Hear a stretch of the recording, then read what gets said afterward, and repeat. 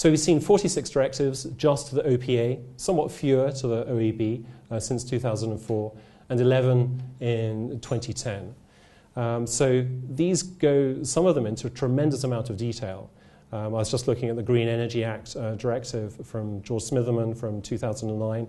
7 pages of very detailed instructions to the OPA in terms of how to structure its implementation of renewable energy policies and the FIT program. So unlike legislation, which is an alternative way of enacting or creating policy, directives are a very flexible policy instrument. As long as the minister remains within the scope defined in legislation, then no rationale is required, no notice is required, and no public consultation is required. Quite a contrast to the legislative process, whereby there's debate. There has to be a vote by the chamber, or even by regulatory hearings and decisions, whereby stakeholders are required to be able to provide some input, and regulatory agencies have to base their decisions on some evidence or on some rational basis. So a very flexible policy instrument that introduces this potential for short-term change and flexibility into policy.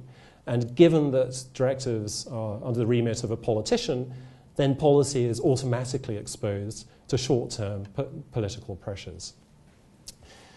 Now, this is confounded by what we've seen over the last 10 years or so in the rotating appointments to the ministers of energy.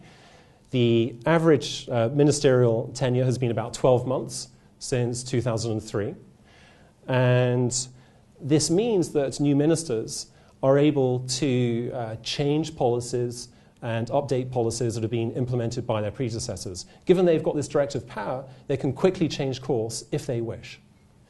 So just to give an illustration here, I'm sure this will be of no surprise, but just to illustrate the development pattern of feed-in tariffs over the last few years or so. So Donna Cansfield was appointed minister in 2005, and in 2006 she implemented RESOP. A year later, Dwight Duncan was appointed. He decided, using his directive power, new minister, to modify RESOP to include small hydro, to extend to northern communities and so forth. The following year, we have a new minister, Jerry Phillips, and under his watch, RESOP is suspended entirely, less than 18 months after it was implemented under 2 ministers previously, Donna Cansfield.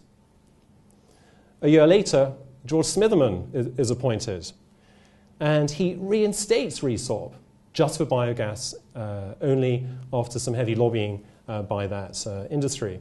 And he also then launches a new initiative, the Green Energy Act. But he's not around to implement it. So Brad Dogood is appointed in 2010. He now has responsibility for implementing a policy initiated by his predecessor, but he makes some changes. He decides to, after a period of time, to axe the offshore wind component of the FIT program, and he also reduces rates for ground-mounted solar. Now, I can tell the same story for renewable energy capacity planning.